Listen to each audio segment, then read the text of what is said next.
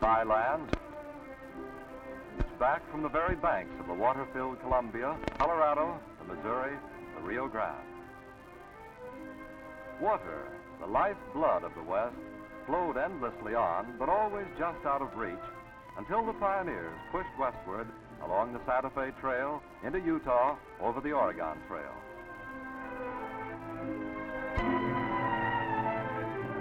The Indians still fish for salmon where the Columbia River plunges over Solilo Falls.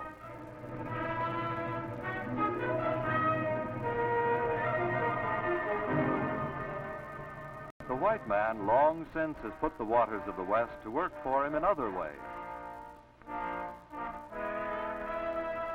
For hydroelectric power, for navigation and lumbering, for industry and manufacturing, and for agriculture.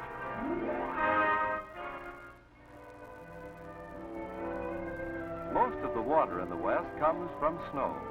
Several major storms each winter build up this vital crop on the high mountain watersheds in the Sierra Nevada, the Rockies, the Cascades. If the snow crop is short, power and irrigation reservoirs may fail to fill. Stream flow drops off before the needs of the season are met. Power shortages, crop failures may result. Other years, the snowpack yields more water than usual. Creeks and rivers may be swollen. And if melting conditions are right, floods may threaten.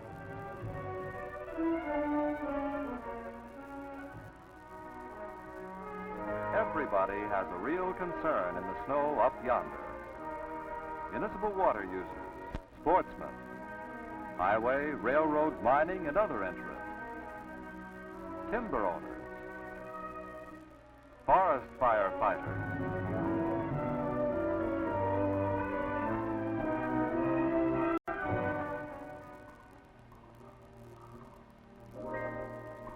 clearly, it is important to know in advance what the water supply will be.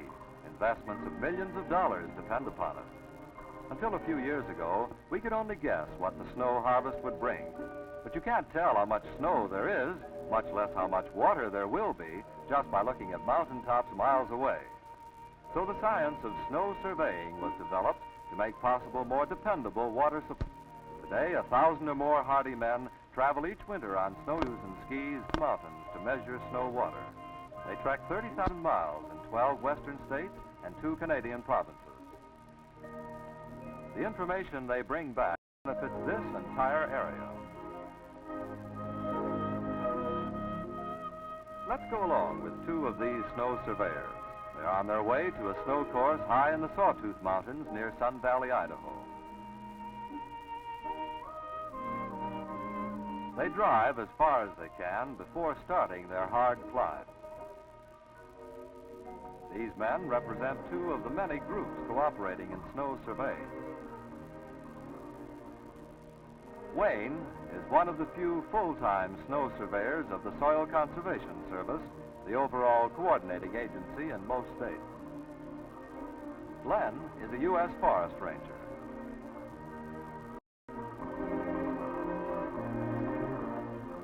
Accuracy of snow measurements is the key to their value, so Glenn and Wayne are careful to check each piece of sampling equipment. The 30-inch aluminum alloy tubes, screwed together, they reach down to the deepest snow, sometimes 20 feet or more. The cutter to go through ice layers.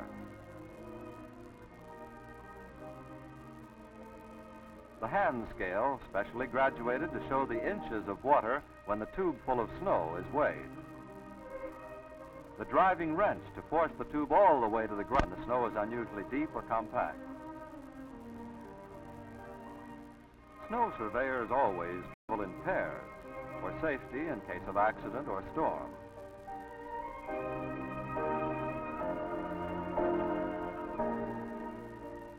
They must be mountain-wise and have a love of the outdoors. Their clothing must be warm. Their skis the sturdiest for overland mountain travel. Their packs light for long climbs. Sometimes they have to make as many as 25 miles in a day. They may start before daylight and travel into the night if the going is tough.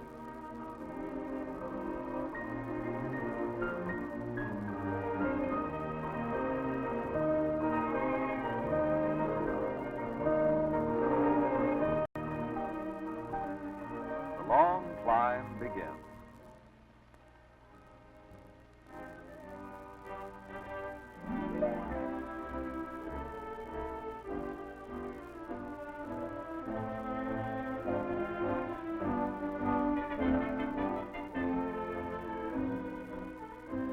Climbing on skis, maybe 1,400 feet in a single mile, soon becomes hot work. Running water seldom crosses the trail. Eating snow only makes the climber all the thirstier. This drink, fished from an open stream, may have to last our snow surveyors for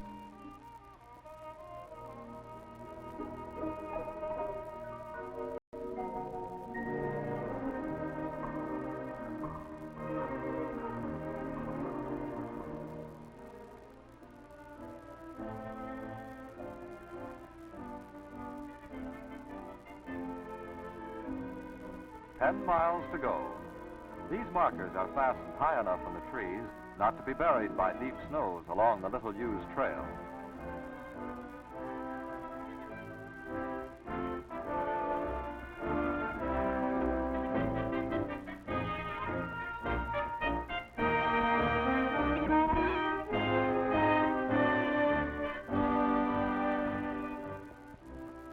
The midday rest finds Wayne and Glenn already far up in the mountains.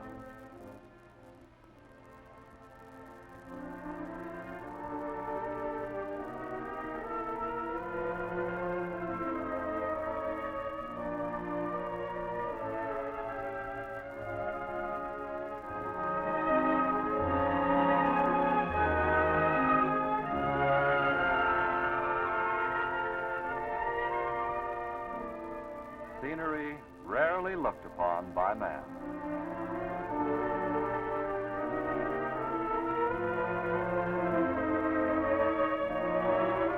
The snow surveyors themselves never tire of this winter grandeur on the top of the continent.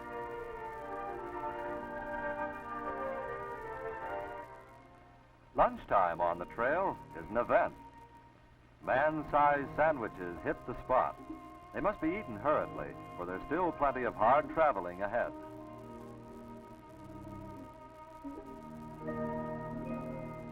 After lunch, the trail becomes steeper, but these men are seasoned and take it in their stride.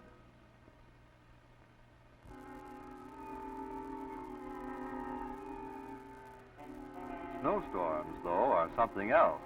They come up suddenly and are unpredictable high up near the timberline. They may pass in a few minutes. They may last for hours.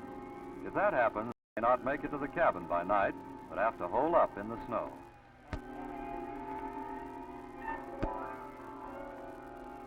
It's hard to travel in blinding snow. It takes men who know their way in the mountains to keep on the trail.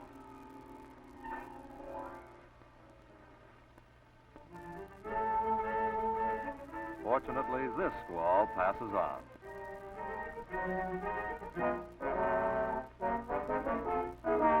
A mile or two farther on comes the most hazardous part of the trip, crossing a possible slide area under the now warm afternoon sun.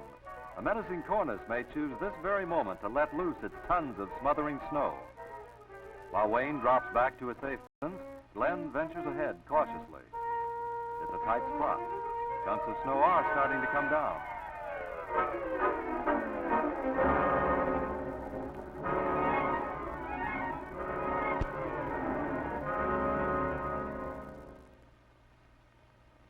It's all right now. It was only a dust. So they hurry on across the danger area. The snow surveyors have a good safety record. Only 2 have lost their lives.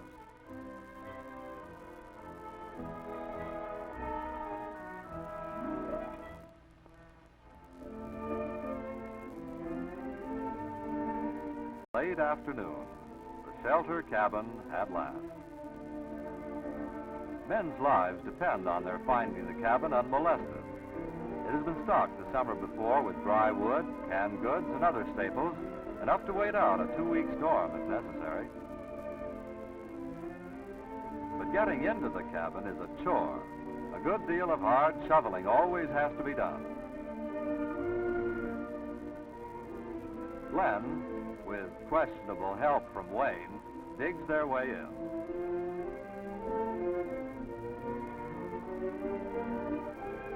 Everything needed to cook their meal is in the cabin, stored in a frost-proof concrete cupboard.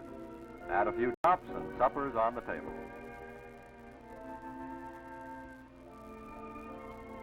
Glenn did the cooking, so he steps out to size up the weather while Wayne does the dishes.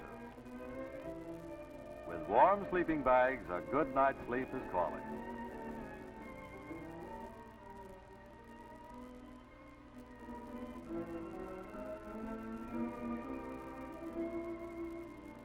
Early next day, they take the snow measurements on the nearby course. It is laid out in a sheltered mountain meadow where there is least amount of snow drifting. There are about 850 of these courses in the west alone. They are marked with permanent signs. Samples are taken at the same points on the course several times each winter to ensure accurate comparative measurements. Snow is nothing but water and air, but in varying proportions. It first was measured for its water content in Maine about 1900. A few years later, Dr. J.E. Church pioneered western snow surveying in Nevada. Since 1935, the United States Department of Agriculture has coordinated snow activities, making the information available to all water users. As the snow cover is relatively shallow here, only a few sections are needed to reach through it.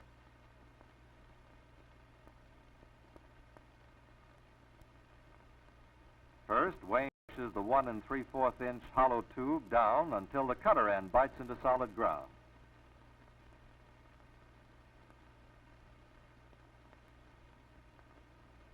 Now to see how many inches of snow. Markings on the tube give the snow depth reading.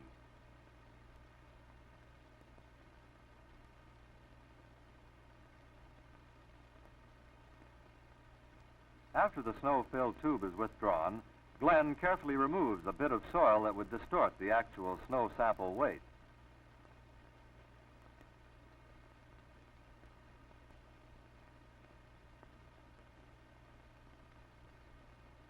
Next, to find how much water is in the snow cover.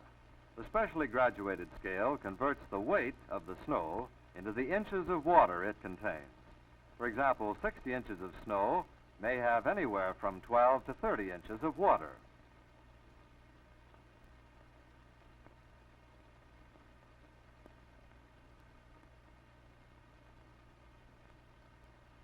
Glenn, you notice, has been taking full notes on the measurements. These figures will end up in the local, state, regional, and national tabulation. Greatest care must be used in every step of the measurements. The tube must be completely free of snow or ice before the next sample is taken.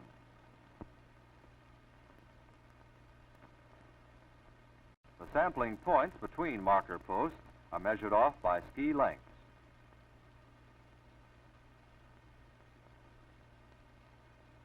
A number of samples are obtained on each course to guarantee a fair average.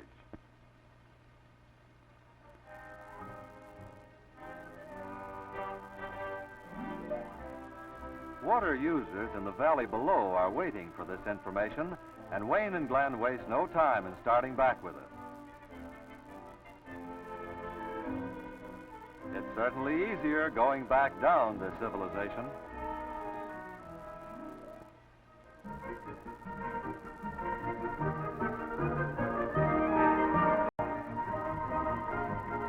This is the part of the trip they really enjoy.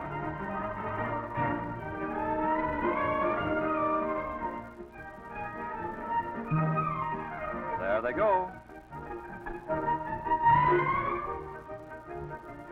Snow surveyors are not exhibitionists on skis, though they must be experts. Their job is to get there and back with the snow measurement. They take no unnecessary chances, but Glenn and Wayne do know how to handle those skis.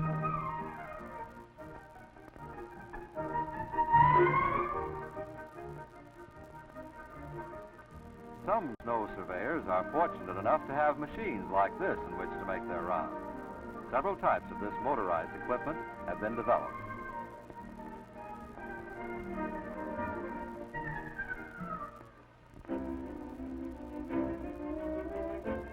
Back at Snow Survey headquarters, the measurements come in by shortwave radio, telephone, telegraph, and airmail. They're tallied up without delay, rushed to the water users with the speed of election return. Surveys are made around the first of each month, usually from January to May. The final spring measurements count heaviest in forecasting the water supply for the coming season. Figures involving each reporting and water-using locality are tabulated. The figures are checked and double-checked. Snow cover conditions are promptly mapped to send along with the final report. Complete reports are processed and sent from several compilation centers to thousands of key water users. This map shows at a glance what the snow water situation is on the watershed. Main figures are sped by telephone or telegraph to those requesting such service. By newspaper and radio, the month-by-month snow crop estimates are published for the thousands who do not receive the complete report. Final water forecasts made at meetings held each spring are based on these snow survey figures, stream flow measurements, and other information.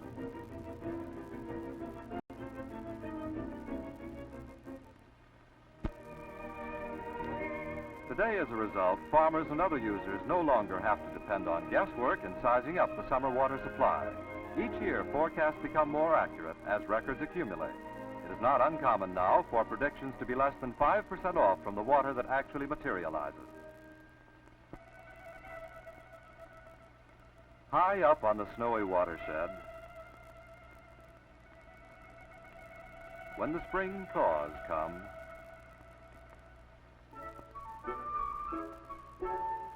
the first jewel drops of life-giving water fall and splash to feed the first small trickle.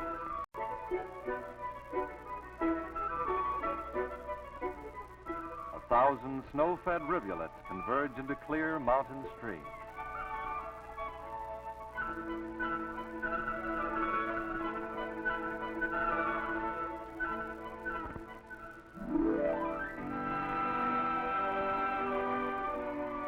They tumble in torrents that cascade down and down.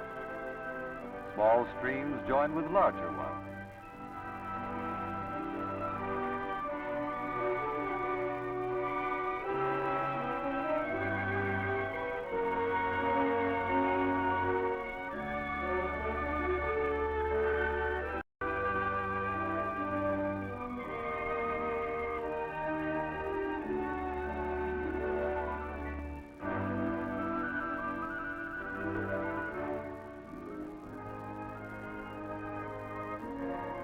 Finally, the snow water flows into reservoirs to be held until needed.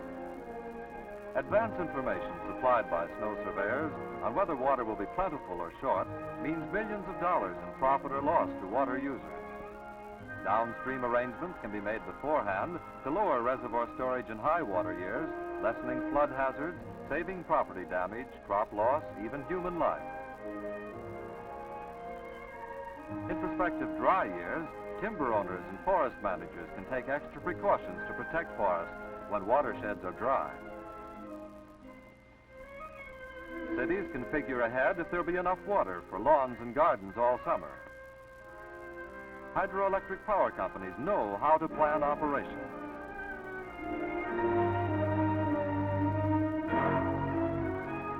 Whether they'll have to fall back on steam to deliver contracted power loads, or whether there will be enough water to carry them through. The water may be let directly into irrigation or other distribution systems. Plumes are the arteries carrying those life streams.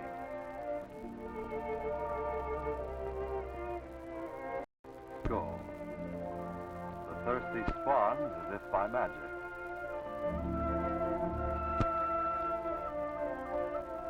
Snow water, lifeblood of the West, flows onto more than 20 million western acres.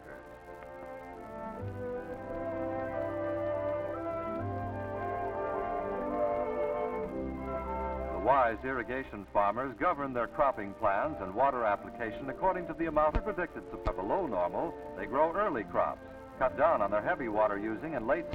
That saves them seed and labor, crop failure and money. If they have more they can use, they don't turn control to waste and wash their land.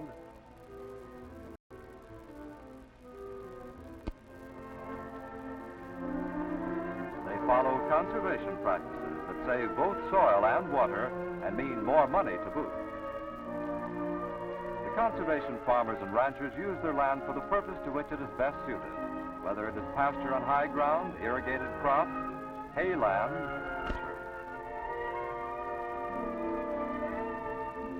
If they know in advance they will get the water they want and need, they plant accordingly and cash in at harvest time. Water is the very life of the West, and in some areas as much as flows from this great white blanket.